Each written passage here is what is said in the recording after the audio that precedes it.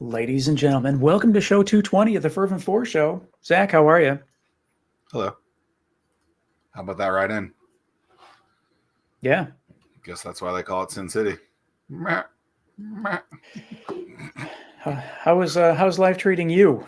Oh, it's good. It's good. It's great. It's wonderful. Jean Jacket came out last week. Yeah, that was fun. I was glad to make it down. Zach had I guess your book tour kicked off last week. Yep. I was asked some questions. I answered some questions. I don't think I offended everyone in the crowd, so that was great. It was worked out. Had a craft beverage for the first time in a long time. That was something new again. So that was delightful. You were there. Made the appearance. It was fun. Saw the vehicle. That was nice. Yeah. When I was walking down with a couple of individuals, they were like, "Oh, look at that thing! That thing is ridiculous." I said, "Oh, that's Tim." Oh, who were you walking out with? Xavier, you were walking. Javier. That's right. Renee Dada. Maybe one other person. Yeah. It's not that. Then I got lost. I literally got lost in the garage. Yeah, that's an easy one to get lost in. I don't understand. I parked on floor 4. It said floor 4. I went to the elevator. You have to go to 5, right? I'm not sure. I walked down to 3, walked to 4, back to 5. I was like, oh my gosh, I've been here more than 2 hours. They towed my car. They didn't. I found it eventually. But yeah, I think that we parked near you. Yeah, because I recall you telling me you saw the Jeep. Yeah. What? I don't get that. Why do they say one number, but it's a different number? I don't know. I just realized because the same thing happened to me the last event that I went to. We're talking about Virginia Beach Town Center. The main garage right by the California Pizza Kitchen. Yeah. Yeah, it took me, I did, so the time before I was there, it's never happened before. I'm kind of embarrassed to even talk about it, but like I had to search around for my vehicle for a while. And this was an afternoon. I had the boxes of books too. Yeah. So that's why. Well, one thing, as you know, the Cybertruck is just something that stands out. Yeah. Okay. But it's easy to spot in the parking garage. Just look down. Is there a width limit to a vehicle? There has to be. That's got to be the widest thing in the. It fits in our garage. We don't keep it in the garage, but it fits in the garage. That thing cannot be in the garage. It's too much of a luxury vehicle. That's right. It needs to get rained on. So, note to self: park on the street. I mean, that's. Oh, at Virginia Beach, yeah. That's what I normally do. I usually park right next to that Taco Bell, trying to get my 4th meal on. But I didn't even know there was a Taco Bell. Oh, yeah. And that Taco Bell, you just drive by it sometimes. It's like 30 deep of cars. People are hungry in Virginia Beach for a 4th meal. That's all I got to say. Ain't that right, Neal? Yes, sir. Good morning. How are y'all? Hey. I'm great. Did you believe Neal, are you first you asked? No, Neal, are you from Virginia Beach? Is that where do you reside? Yes, sir. I'm born and raised. Wow. Well, I was born at my time, Norfolk Hospital, I think, was the only one around. The Virginia Beach one wasn't around. So born in Norfolk, but raised in Virginia Beach. Do you frequent the Taco Bell in Virginia Beach that Zach's talking about? I go past it a lot, and it's definitely what I assume you guys were talking about, how busy it was. So always busy. I skate a lot, so I had to, I know people need their food, so I know how it is. So I just go on, and I don't want to get hit by the hungry person, Exactly. Nothing like breaking your podcast cherry with a Taco Bell question. This is absolutely the way to go with it. Thinking outside the bun, right? Thank you guys for having me today. Yeah. Is that what they say? That was your tagline for a while. Slogans are so, I love slogans. They're so funny. That's all I got. That's all you got. But yeah, Neal, welcome to the show. Appreciate you. It's interesting. We have met in person for the first time last week at Zach's event, and it was one of those things. It was kind of it was, and I mean this in a good way. It was kind of an awkward conversation, but not in the sense that Neal was awkward. But it was like it's one of those deals where I'm like, Neal's going to be on the show in the following week. So I told him, and I was like, Neal, I was like, it's not that I don't necessarily want to talk to you, man, but I want to like kind of save some of this conversation for the show because I don't know anything about you. And I think to me, those are the better shows. At least I find them more. That's literally just like me saying, hey, don't tell me about the thing we're talking about next week because I want to hear it live on the show. Even though the report is out, even though the information's out, I want to hear it from the people themselves. It's like I don't want to go in with any like studying. Just tell me in the flesh. Yeah. Because when we know someone well, or at least decent, I feel like it's different. But because we don't really know much about you and we didn't have deep conversations, I think it is better to wait, like you're having that first cup of coffee with someone here. So, yeah. Right. And that's so a lot of people, if you're a first time listener, first time watcher, Fervent Four, so like a couple things. Dead giveaway if you've never watched the show before. And people are like, why do you call it the Fervent Four show when there's only two of you? So like that tells me that you've never and you don't have to self-incriminate, Neal. I'm just saying that that's a giveaway for people when they ask me about it.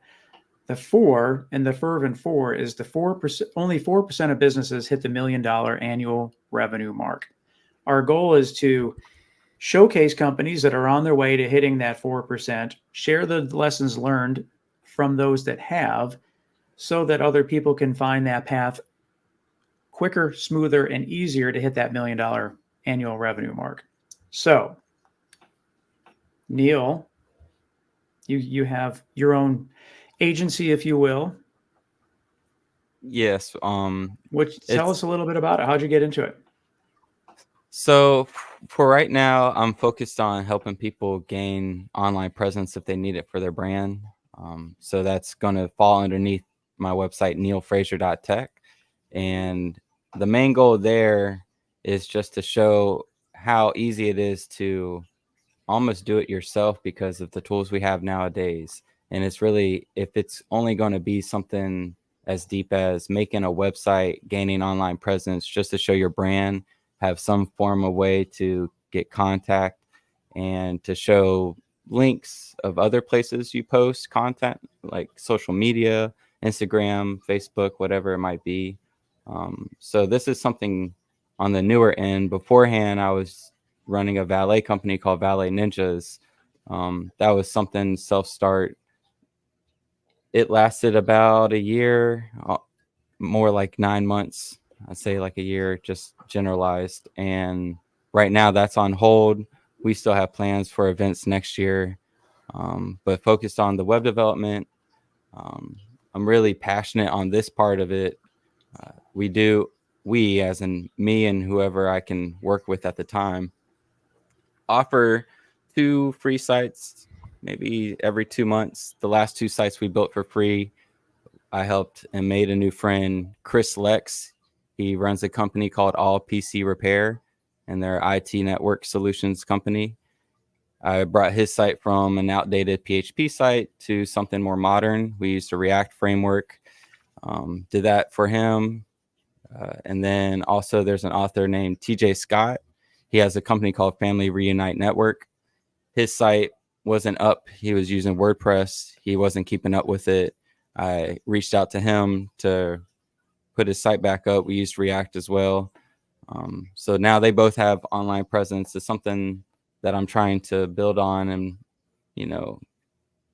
use as an example to show, like, if I can do this and teach these people and then get some feedback from them, it'll help get the ball rolling to show even more people like, hey, even if you don't use React, even if you don't want to do code, There's some website tools you can use. If you need help, there's plenty of outreach, not just me or anyone that I'm posting. There's whole communities that will help you along the way, and it's not that scary. An analogy I could kind of put in place that has a little fallacy in it, but because some people enjoy jumping in cold water, but the majority, that initial feeling before you jump in the cold water, you're like, I can't do it. But once you're in, you're like, okay, cool. Zach, do you so agree for with the this? next time you're on it. Well, I haven't been talking about this in a while, right? Well, so are we still cold plunging, or is it too hard to keep the water cold? Can't keep the water cold. It's like 95 degrees right now. Okay. Like, I don't want to talk about it. Pisses me off. Have you tried the James Bond shower? Well, I don't know what that is, but okay. I have recently decided that I miss the ice plunges so much that I start taking cold showers. But you even the cold water in a shower is not that cold. Yeah. Not right now. Yeah. So I think maybe mid-October I'll be able to do it again. But dude, I would buy I thought I did some pretty wild things to try and keep this thing cold. We're not close. 4-gallon jugs of water frozen, 2 degrees lower. So it went from 88 to 86. It's like, come on, man. It's ridiculous. No, yes, I know. I could buy an $8,000 bathtub that has, the thing that. No, I'm not doing that. Like, that's obnoxious. But I don't know. Did you guys talk about the Valet business on Thursday last week, Tim? Did I what? Did you and Neal talk? Okay. I mean, talk about like prototyping a business or just doing it because you get a contract to do it. Like, it's a pretty interesting story. Can you walk us through kind of the genesis of how that happened? Because people talk about needing to have a polished business and to have all this stuff that's just like, cross the T's, dot the I's. It's like, no, get a contract, figure it out then is basically what happened. But Neal, walk us through it. Okay. And before I start, for anyone that's watching, this story will develop more about how I am leading to a journey of learning more and putting some of this business side more on the side and just making it to just help people. And, I just wanted to put that out there. So maybe it helps understand some context while I talk. For the valet company, I was working for a company as a valet for a while. I loved it. And you get to talk to people. You don't know who you're going to meet. And when you do meet the right person, you're like, oh my goodness, this is awesome. I learned. Real quick, do the valet people, do you ever Ferris Bueller these vehicles or do you take good care of them? Good question, because that's a common question from random people who aren't valeting while you are valeting, especially at the oceanfront, like tourists. Ferris Bueller? Have you watched that? Bueller? Have you watched? Bueller? So isn't that the dude from American Pie, the dad? Yeah. And Schitt's Creek? Yeah, okay. That's what I thought. Bueller? But do you take it? Do you joyride? I don't think you can necessarily joyride, but do you take good care of them? Yeah. Oh, for sure. And this is what's silly to me about coming from someone that runs a valet company. I will say valet is a silly thing to have. It will prevent some things, but in the long run, it is silly. You should just really have someone that directs people where to park. They already drove all the way. They have a license. They know how to drive. If they don't want to park, then that should be the option.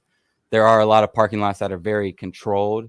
And what I'm getting to is most of the time, the valet parking lot is right in front of the business, if not right around the corner.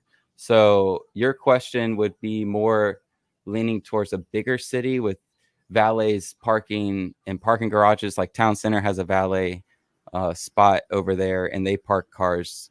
They have one little lane, but the majority of the cars get parked in that public garage. So it is kind of when you get that ticket, there's that fine print. There's a whole loophole on it.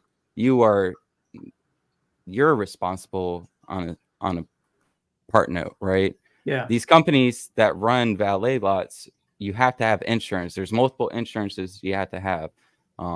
Going from general liability, which is the basic one for most businesses. And then there's the garage keeper and other type of insurance is dealing with vehicles like theft and other stuff. And it's really not as expensive, going to your part, Zach, to pay. When I was paying insurance, it was only about $200 a month, and it had up to $3 million coverage for 3 different lots. So it's, to put the money in, it's worth it. And I, knock on wood, Valet Ninjas, no accidents, 100% satisfactory, while we were only mainly at one location, and we've done a couple other events. I know that brings down the risk assessment, but so if you do go into your question, Tim, it depends who's driving. It depends on their experience, right? So that question has a lot of variables to it. I have now, going to Zach's part on how I started it, it comes down to your question. I watched a valet in an open lot, the first car. Now, there was already a car parked there, and the first car that came in, he wanted to drive it. It was a big F-350. He backed it into the only car in the lot. So that just goes to show, like, so you guys, amongst the different valets, you guys jockey about, hey man, I want to take this thing for a spin. Yeah, the little jockeying going on. So I haven't personally seen a valet go do that, because it is kind of like, usually it's busy, right? Like, if you're at an oceanfront spot, there's people, you would have to be out of your mind to think no one's going to see you do that, right? Yeah. But now there are customers that will tell you, hey, like, you can go get some food. You need to drive. No way. You need to go. Are you serious? Oh, for sure. Oh yeah. See, like, they have to have that relationship with you, though, right?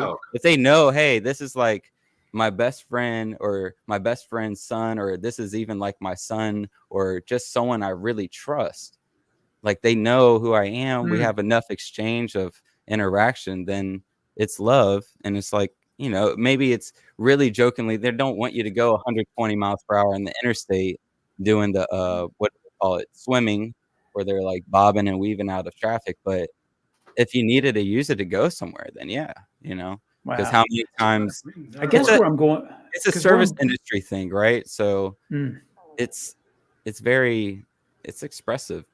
So I guess where I'm going with all this, man, and so we hinted at it at the beginning of the show, and I've been pretty quiet about it.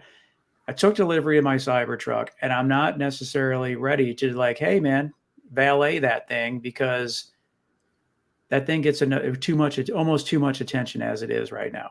So, and I'm not. Here's the pointer for you. If you have enough, I would say $20, right? If you have, I'm not saying you can't go higher or you can't go lower, but a good golden ticket, if you have $20 and you see an open spot right up front in the valet, and it's, a town center is a $8 fee. So I'm saying like a $20 tip, right? Something the valet can, $20, boom, right?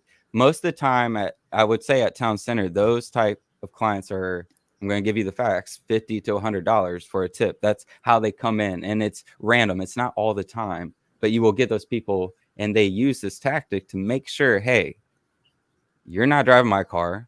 I'm putting it right there. I'm going to follow your rules. You watch my car. Here's some money. And that's how it works, right? So that, man, we're getting some good inside stuff here, Zach. Yeah. What a waste of cash. Yeah, it's so silly, but it's almost like, if I don't drink alcohol, right? I'm not a big, I did in high school, right? Illegally, plead the fifth, sorry. But I never really liked it. So going to this point, if I have to go hang out at a bar and I'm asking for water, I'm going to tip the bartender for water. Like, I'm not going to that's the vibe. Like, I'm going to a capitalist restaurant bar where that's what it is. If I'm at a hippie commune, I would put in the work, like physical labor, and that's how it might get shared around. Not saying, like, take my advice with a grain of salt. This isn't always going to work, but with the valet, for sure. If you, I'm just, a tip, if you needed to get in somewhere and you're like, man, I can't have this person drive it, but I want to use their service, it's still there. There's a way to go about it, right? And you just have to make that immediate, because the valet is already busy. For me, if I have a line of cars coming in, and then I have this whole introduction of something versus, hey man, I got 20-50 bucks. I need you to take care of my car right now. I can push you forward in the line, like, because it's going to be quick, one, and it helps me and my team out, right? Because that's why we're out there. Most valets only make so here's another going to Zach's. It is a waste of money to a degree, but valets usually only get paid off tips unless you're the owner and get the contract fee, right? So that is why it's kind of like that. There's usually not an hourly wage for valets. Sometimes there is, but that's not usually how it works. When I ran my valet company, I made sure I paid my guys $100 a day and they get tips. So that's just how I felt. I knew how to split the contract. And how'd you come up with the idea to start your valet ninjas? Did you just thought it was an opportunity? You went to businesses to see if you could work out some sort of arrangement? So going to the story about the guy backing up the truck into a car, and I'm not going to mention any names just because. No. Right. You have to mention names. No, I do. Stories need names. No, I'm not an anonymous source. No, companies. I'm not looking. No, you don't need to throw it. Yeah, next time we'll prepare the legal loopholes so I know exactly what to say because I'm not very good at that. Right. So we're gonna say James Doe. No, he's a good man. I didn't say that, James Doe. You were a legend. John Doe. So with the parking lot story though, that was like the last straw for me to be like, man, I am tired of seeing bad valets and this company kind of not really care about the service, and I can take initiative and maybe ask the owner to be like, hey, now I'm stepping back, right? With the car hitting the car in the parking lot. Now that company was trying to get me to hide. They were like, hey, did anyone see it? And when I was getting these vibes after I'm reporting, like, right when I saw it, I stepped inside. I didn't even go to the valet. I'm like, that's a grown ass man that just hit the only car in the parking lot. And he was a cocky guy too, always yabbling and not a horrible man, right? But certain things of personality traits will learn or will lean towards certain risk happening, especially with the valet company. You're dealing with someone's car, especially when it's a full lot, you have to be careful. But the fact that you hit the only car in the parking lot is crazy to me. So I go inside, I call the owner, report it, and the first thing they ask me is, did anyone see it? Like, in my head, I'm like, I'm reporting it so we can proceed on, like, you know, making it right. Making it right. And so the dude that just hit the car is, cool, right? Because we're all supposed to be, for a valet company, when you get the insurance, right, that I mentioned, that $200 whatever a month covers all that liability in the parking lots, but it also allows you to get a copy of the ID license, driver's license, valid license, and they put it on file. So if anything happens, now it makes sense. Oh, so-and-so did this in the parking lot, because they're underneath that insurance. You don't necessarily have to keep paying each employee you put on there. So if you're running a valet company, all your employees should be underneath your insurance with no problem. There's no additional fee, right? All it takes is just the picture. And so when I make the phone call, I'm just thinking like, hey, like, I'm calling you to, proceed with this, call the insurance. Like, what do I need to do? Because this is almost my first time. Now, to give you a backstory later on, my first day as a valet was just a parking lot attendant. And the very first day I had a hit and run happen. I had to call the cops. And I'm going off of this experience. I'm thinking like, hey, they're about to solve this problem. Because that day, everything was solved. I was thanked for reporting it and everything. But then I realized that there's some shady stuff going on because it's the employee now that's hitting the car, not just some random guy, right?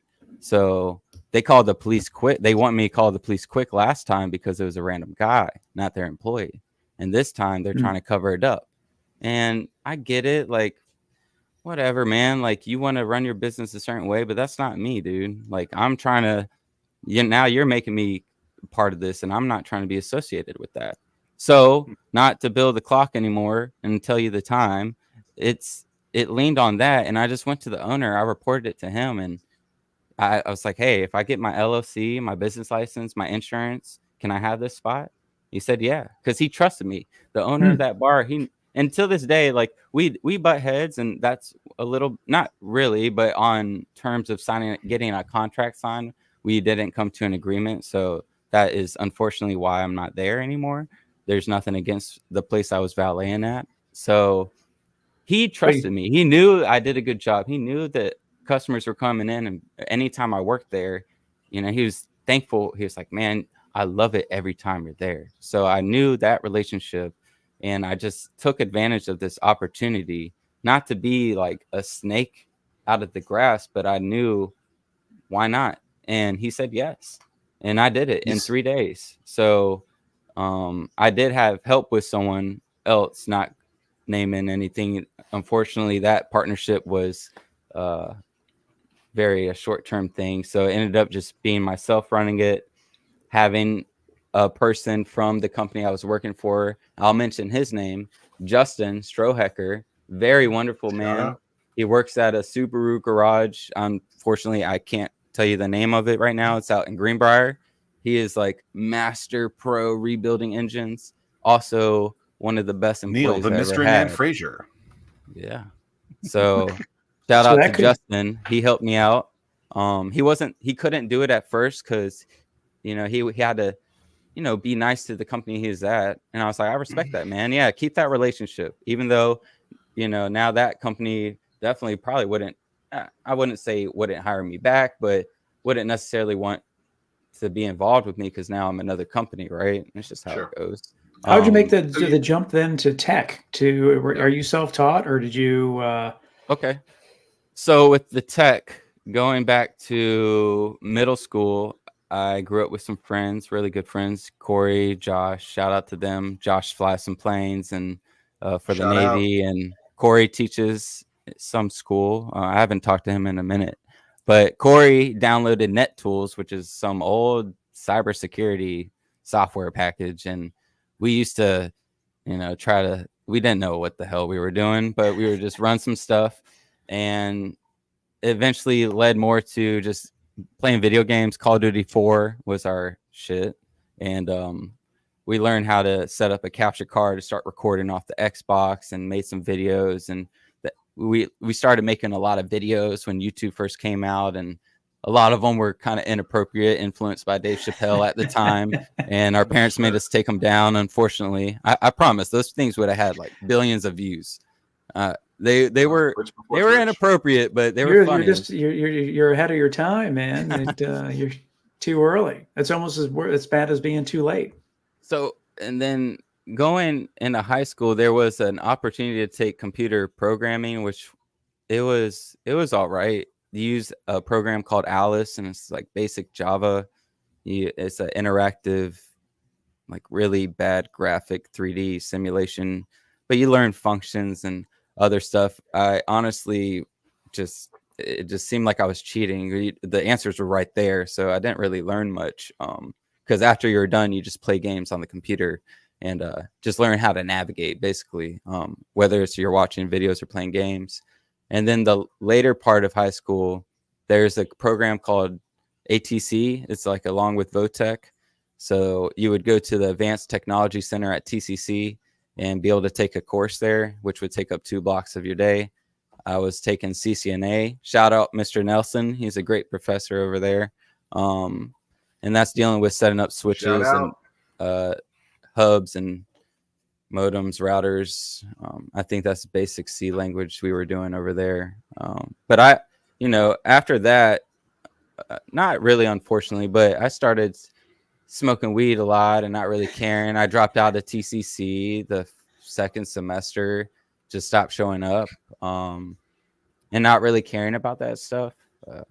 I like skating and just the street side of just the lifestyle, like not a grifter sense, but just being out there and just drifting around and being young and dumb, just, I guess, a regular human, young and dumb American type thing. And gotta find your way. Yeah. So, nothing like taking a little puff on the Norfolk City flower, So there was a long break starting from then to about 5 years ago. 5 years ago, I got back into it. There's a program called Try Hackme, and it starts very basic cybersecurity tutorials, and there's machines you can hack, and there's different software tools revolving more around Linux, and you use those to pen test these certain programs. And then there's a lot of vocabulary courses where you're just learning terms and how certain management is handled. And I was on and off with that. There was a period I was homeless, and I reached out to Dwayne Appleton at JavaSurf. Shout out to Dwayne. He got me into the restaurant business, and within a year, I was, kitchen manager there. And we got that little store from 25th Street to now he's at 19th and Mediterranean Avenue. Cool little spot, and they do panini sandwiches, coffee. It's that company has a good story to it because it's been JavaSurf from 3 different owners. So in the beginning of it, RIP Dwayne Duvall, he was a big surfer in the community, and he started it. And now it's with Dwayne Appleton. Shout out to him again. And that brought me to a point where I was understanding my work ethic meant a lot, and how that can be tied into almost anything that we go do. And from then to about 5 years ago, I was doing odd end jobs. Like I went from the kitchen manager to construction, which was pretty cool. Worked at houses on the Croatan beach line in the north end. So got to experience, just being in, those people that are like, you got to manifest it and then it'll come through. Like it wasn't that, but I'm standing in these multi-million-dollar houses. I'm like, dang, this is cool. I don't even have to own the house, and I'm here. Like, this is awesome. Rent free, baby. Like, while I'm getting paid. I'm really hoping that the AI tool that you used, Tim, at the end to compile all the stuff. What's that called? Podcast AI. Shout out to Podcast AI. Damn it, Tim, that's what I was gonna do. I was gonna shout out them. This show should just be called the Shout Out. Because Neal Frazier has shouted out so many people. You're like, shout out to my man over here. I'm trying to give the respect, man. Shout out to Dwayne Appleton, to other Dwayne, to Dwayne The Rock Johnson. This is the shout out show. I apologize. Well, it's also showing how important it is to step back and recognize, right? That's right. Yeah. I agree. So, Tim, shout out to you. Going from construction, there's a break, and I was just chilling, floating, and shout out to construction. And I did this one company called Roadie. If anyone's out there looking for a new delivery app, I'd recommend going to Roadie. They're a pretty cool company. You just deliver merchandise. It's not food. Last mile delivery for. Yeah. So one of the gigs that I really liked. How do you spell it? ROADIE. And the sooner you apply, the better, because they just need to verify your license, and then you're good to go. So, but it's mainly merchandise from AutoZone, Best Buy. There is a couple places you deliver cakes, but it's never really hot food. So, one of the gigs though, but yeah. Have you seen that Grubhub and Amazon partnered? It's a lot cheaper. It's, I don't know. I feel like some of the, DoorDash is obnoxious. It is so expensive. Your normal $10 meal is now $450, and you're like, how? What? And then you still haven't even tipped. Yes, that's a Zach stat. That's not a real story, but it is obnoxious. It's crazy. It's so expensive. Anyway, I digress. That's good. So with the Roadie, so that was just a little part of my life. It was fun. Got to drive. I was driving a 2000, not the V8, but the V6, and a not stick. It was automatic Camaro. So not that cool of a car, but cool to me. I loved it, and just did that for about 2 years. It was good money. It was, on my own time, experienced that. Don't really have a boss job and making some money. driving around, seeing different stuff. And I put about 80,000 miles, that not just from delivering. I put about 80,000 miles in a year. I was doing delivery, and then I was also traveling up to New Jersey to see my friend, and going to Washington, D.C. for some events as well. So the car broke down, and I was like, dang, that was fun while it lasted. Let me fix it back up and sell it. And it took me a while to fix it back up. There is a broken head gasket or broken exhaust manifold bolt, like stuck, and it took me a while to get it out. Side note, but going on from that, I went to like floating around again, odd end jobs. Shout out to my friend Drew Fitchett. You ever need an electrician? His father's been running an electric company for a long time around here. They are the best people in the world, man. So I was doing side work with Drew, and that was great. You have to get dirty, but it's fun. You learn some stuff. Did you ever try out to be the Dos Equis man? I know you don't drink, but I mean, like, you are the most interesting man in the world. Like, you have done so many different oddball things, from a roadie to getting the screw out of that one car, to rolling deep into $2 million Corova houses, to the valet business, to now doing the tech stuff, to Twitch videos that were illegal back then, now maybe still not illegal, inappropriate. Inappropriate, and illegal. Well, I don't know, same thing to some. Right. This is wild. Like, do you like rolling around different things? Like, you're just like, okay, I'm bored. Like, what's you got the craziest ADD in the world? Like, what's? So it's kind of like, have you ever read the book Siddhartha? Never even heard of it. Okay. It's about what was that? No, keep on going, Neal. You're just finish that thought, and then okay.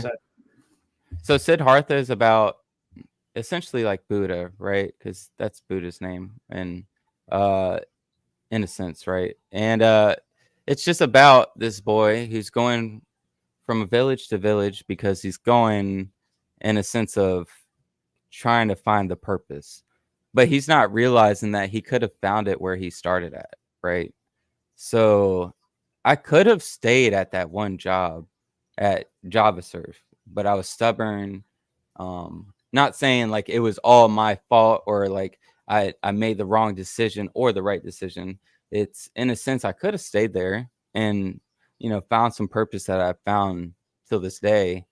But from going to place, I just enjoy learning stuff. And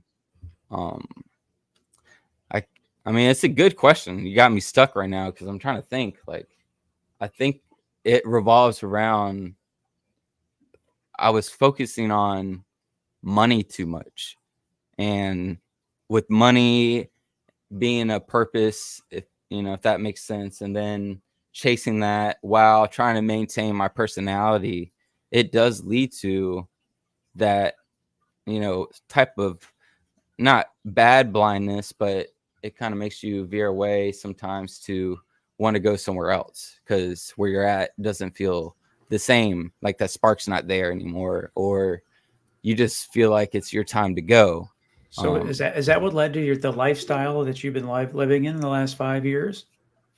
So the last 5 years, I've been trying to dial in on, hey, I can use my brain that I've always had, that I can, with math or anything dealing with just, I guess, tech in general, and use that to help a company or use that to find a role and really dig deep to see why I'm doing stuff.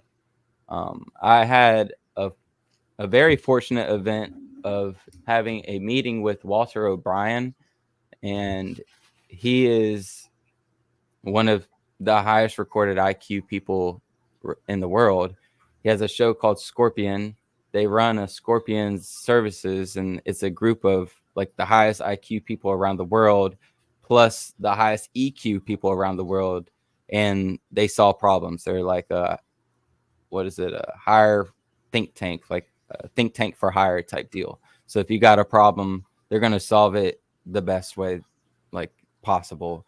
They also are recognized for helping find the Boston Bombers with their algorithm of it dialed down to who wasn't moving and who was moving in certain video scenarios. There's a whole, I can't explain it as good as the video on YouTube or wherever it might be now. But there is a podcast or video about the breakdown of how they caught those people. Right. And so going to him, yeah, I take everyone's advice whole. I'm like a sponge, and but I still am me, and I need to make a decision for myself. So when I'm on this meeting with him, he's given me the opportunity to ask questions, mainly because I reached out to him and asked if there was anything I could do. I was really influenced by his show, and I looked into him, and I was like, dude, this is crazy. If you haven't watched the show, it's a great story. Like crime, drama, Law and Order vibes. And then he has a great story as well. And he gave me an opportunity to do some research for him and his web development team. And they needed to find some type of platform to run a social media with these, et cetera requirements. And I gave him a list, and I failed a little bit because he was expecting a lot more. All I did was I gave him like a very nice set paragraph with explanations of each one and the pros and cons of each one that I found that would fit for their project. And he was expecting like data visualization and a pitch deck type thing. And I was like, dang, I should have done that. So I was humbled by that. And they ended up using one of the things they haven't heard before, which was, it's crazy to think about that I was in a position where I was definitely underqualified. I was out of my reach, but I still went for it. And it worked out in a sense. I'm not saying like I made something really happen, but they chose something off my research. That's the key to life, though. Raise your hand when you see an hole. Yeah, we talk about that a lot on the show. He was thankful for that and gave me an opportunity for a video meet. So we had a Zoom call, and I was able to ask him some questions, and he got me to answer, like, I'm stuck on your question about like what made me kind of go around to each job and why was I floating and and why am I here doing what I'm doing now. He asked me what my purpose was, and at the time I thought I kind of knew, but I kept giving him my goals. He was like, no, this is a goal, and we're talking about it. I'm like, no, like that's my purpose. He's like, no, it's a goal, and it started making sense. I'm like, and I'm also trying to take the advice without like completely changing how I think, right? Because I am me, and I should make my decisions. I shouldn't just take advice from someone just because they have this high IQ. I don't know them, So, and they don't know me as well. We have these models of each other that we're trying to understand. But he's really being wholeheartedly telling me like, no, like you need to find your purpose. Like, did you figure it out? What's your purpose? Oh, so I'm concluding that right now, if I just keep it at like my purpose is as a human to use my brain, my intelligence to advance on certain things, right? And to create tools that can further advancement. And that correlates with technology or science. So I'm leaning back into that. And that's kind of the reason why I'm still out here helping people. Like if you need a website or whatever, I'm here to help. And if you need knowledge or just someone to talk to about where to learn stuff, I'm here to help. But I'm also trying to venture in. I need to learn more, and I need to be contributing more to platforms or tools I've been using. So later on, that might make a difference.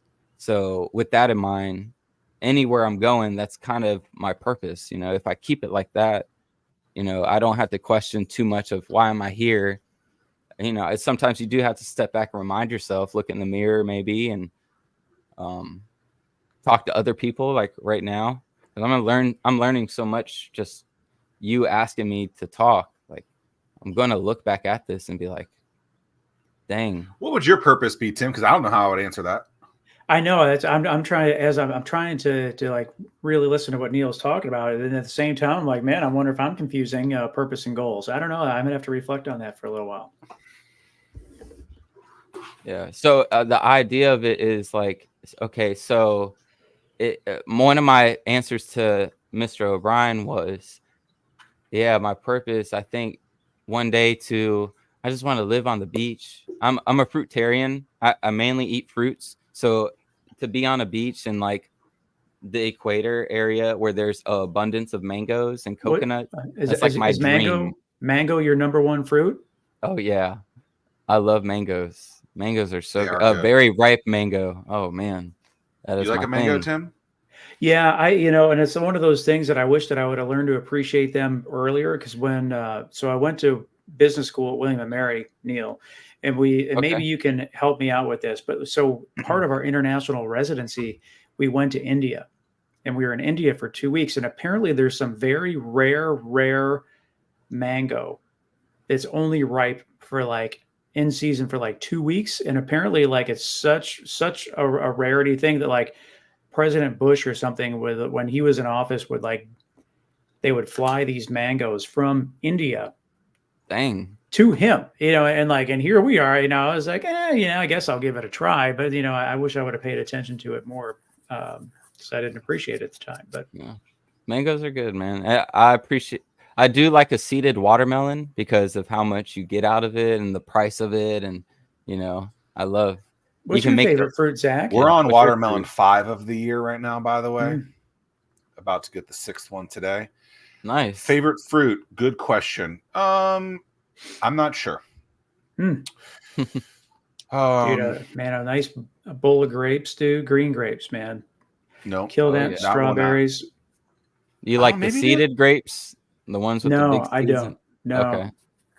Maybe cherries. Dude, yeah, I can go through some cherries. Nothing like a good cherry. Fruit is awesome, man. It's like one of the best foods. What is? And my fruit.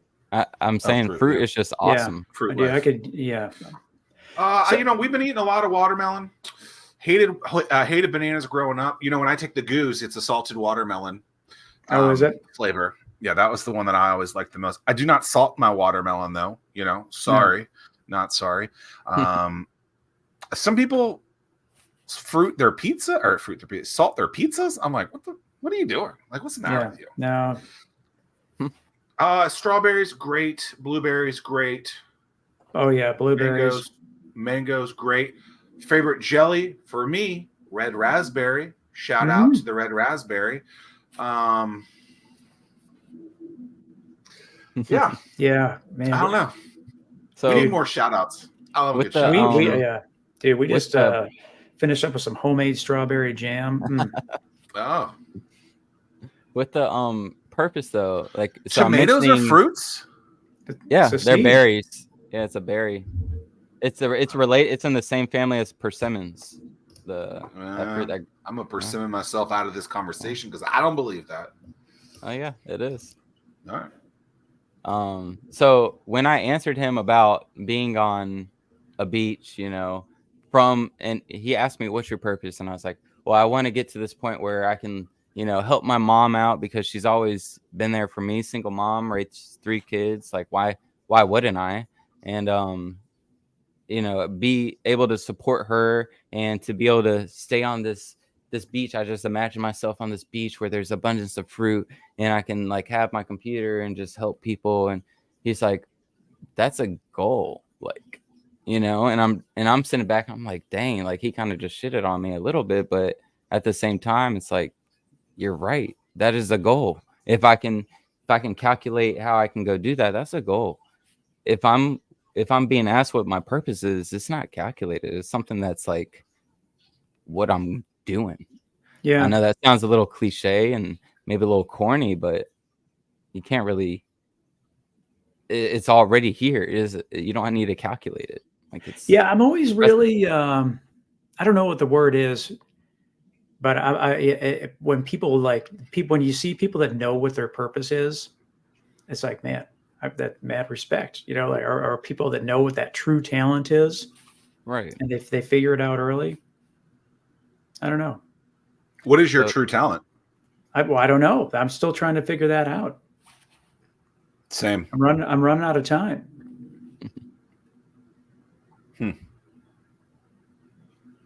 Yeah, that's punny that you said running out of time there. Mr. Running Man. Neal, I have to ask. Okay. Dude, my head's been spinning this whole show, man, because you've taken us on this journey. It's been fun. Well, thank you. I try not to get off topic, but it was a track, and it's still going, and I'm trying to make it more of a instead of just. Well, I'm trying to like figure out. So like part of this, I'm reading this sentence on this on our notes, and it's saying that you've also knocked out the same tooth multiple times, and I'm just trying to like figure out that's like a good one. What part of this journey did you knock it out? I'm like, did he do it when he was skateboarding multiple times? I don't know. I mean, like maybe you bit into a seeded watermelon, and I don't know. But how did this poor right front tooth? Yeah, that's close. So when I was 3 years old, I was running in front of the house on the sidewalk, and I tripped over my shoelace, and I slammed and then knocked the tooth out. I was a baby.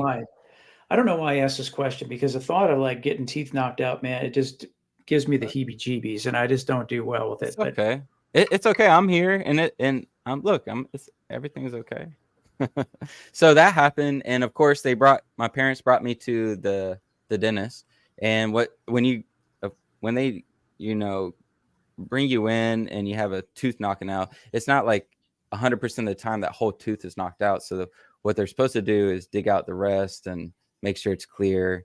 I guess that prevents infection. I don't know. I'm not super well informed on this. I just know that is a procedure. If you're coming in because your tooth got knocked out, they're going to make sure the remaining of that root and whatever is going to be pulled out as well. So they didn't do that. And when I grew up to about 8 years old, the adult tooth was coming in, and it was pushing out the remaining of that baby tooth that wasn't, pulled out when I knocked it out previously. And I was with my dad at the Princess Anne Park near the amphitheater in the Sportsplex, that big park that's been there for a long time. And I was chasing the damn squirrel, and I was running, and there's a lot of trees there, and a lot of their roots are by the trunk are coming out of the ground, and I tripped over a root, and how it was growing out, I hit it perfectly on the edge of a picnic table. So it was unfortunate because it hurt, but it knocked it out. I didn't have to go to the dentist. It just knocked it out. So that was the second time. And then the third time was I was about 21, and I was skating with my friends, including Ricky. And I was doing there was a parking spot with a parking curb, and the performance trick of the day was I was supposed to manual, which is a wheelie. I was supposed to manual the parking lot size while going around the curb and then coming back to finish it off. And it was a tight spot. When you're skating street, it's all about how you express yourself and what you can make out of it. So we were having fun. And I made it around the curb, and I hit a crack, and I went straight into a curb. And that is one of the most agonizing things I've ever dealt with. This tooth that I have right here that's chipped, it was actually up here, and I pulled it down. And when I went to the dentist, I only had one tooth that was fully knocked out. And when I went to the dentist, they were like, hey, I mean, it's strong. Do you want to leave it in there? It's like, yeah, sure. So it's been fine. That day, you could ask all the people that were there. I was mad. I was like, beep, skateboarding. I'm never doing this again. But I'm glad I didn't do that, because that's like, I love skateboarding. So I do it. Unfortunately, this past month it's just been rain, so I haven't been out too much. I like to go to Mount Trashmore, skateboard. I love flying. That's where I'm at right now, flying, going in the air. It's a great time to just, let loose. That's how I let Can loose. Anyone skateboard there? Can you just roll up in there? You can skateboard, scooter, rollerblade, bike. You can hang out. Just don't like, if you see someone skating and they're going fast and doing some crazy stuff, just don't stand in the way. It's almost like standing in the middle of the road while cars are driving, right? But if you want to stand on the sidewalk by the road, yeah. If you want to come in the skate park, hang out, and try a board, I'm pretty sure one of us would be like, hey, yeah, you can use the board. Go for it. Who's the best skater of all time? Is that even a Rodney question? Mullen? What? Rodney Mullen, for sure. Man, this ain't right. Rodney Mullen. Mullen. I've been out of the game for so long. Now, if you're going to ask the best current skater, like that's alive and well and doing stuff for the community, and this guy, like, wow, Mitchie Brusco. He has a platform called Skate IQ, and if you have time and you watch how he teaches these kids and how he's putting in so much time to really develop the science of skateboarding for the later on, that's the purpose that I'm trying to get with what I'm doing. Like, hey, let's get together. Whoever might be doing this, you know, we can do this together. That's kind of what I was doing for the Neal Frazier Tech when it comes to promoting online presence and helping people with the sites. It's like, hey, like with the right, you know, this is here. I'm not there yet, and that's why I'm going back to. I need to get back in and learn more and dial in on a path of education and surrounding myself with people who can help me with saying like, hey, no, yeah, and just going off some type of experience level instead of only going around myself. Because that's the unfortunate thing I would say out to people with businesses. If you're only by yourself, you're going off of that. If you want to expand, you're going to have to read some books from, you know, people that experienced life, that lived a whole life just to write a book, and now they're dead. Now you get to always read that book and talk to them, and or reaching out to like Zach. That last event that I went to, that thing was awesome. Like going out to events like that and just talking to people, and then doing a podcast like this, just expanding, and then taking that with what you can. Yeah. I love the chances that you take on life. Just even walking up and introducing yourself to me last week at Zach's event. That was great. You just sending out a cold email asking to be on the show. Good stuff. I dig it. And now getting to learn more about you, I agree with Zach. You're like the Dos Equis, man. You're like the guy. I think that you represent Virginia Beach. Would it be okay? I have these two books. They're like daily books. You're supposed to kind of read a page a day, so it's not long. One is called The Daily Stoic, and one is called The Daily Laws. One Daily Stoic is by Ryan Holiday, and The Daily Laws is by Robert E. Greene. I haven't opened them up in a minute, but they have helped me in my journey. And if it's okay with y'all, I'd like to go to I haven't read it yet, haven't seen it. I would like to go to the day that we're supposed to read of the book. Maybe it would take 30 seconds per page. We got 30 seconds left, period. So, yeah, you can do one of them. All right. I'll do The Daily Stoic. Okay, Ryan Holiday, shout out. Yeah, shout out to Ryan Holiday. I've read one of his books. It was pretty good. It might be that one. Oh, this one's like very short, so you can't really see it, I guess. Let's do it. All right, so the title is What's on Your Tombstone? This quote is by Seneca on the brevity of life. When you see someone often flashing their rank or position, or someone whose name is often handed or bandied about in public, don't be envious. Such things are bought at the expense of life. Some die on the first rungs of the ladder of success, others before they can reach the top, and the few that make it to the top of their ambition through 1,000 indignities realize at the end it's only for an inscription on their gravestone. Now, that's how it starts. That's the quote of the page. And now we're going to go to Ryan Holiday's and Stephen Hanselman's description of this. Sometimes our professional commitments can become an end unto themselves. A politician might justify the neglect of his family for his office, or a writer might believe her genius excuses antisocial or selfish behavior. Anyone with some perspective can see that. In fact, the politician is really just in love with fame, and the writer enjoys being condescending and feeling superior. Workaholics always make excuses for their selfishness. While these attitudes can lead to impressive accomplishments, their cost is rarely justified. The ability to work hard and long is admirable, but you are a human being, not a human doing. Seneca points out that we're not animals. Is it really so pleasant to die in harness? He asked. Alexander Solzhenitsyn put it better. Work is what horses die of. Everybody should know that. That's the page.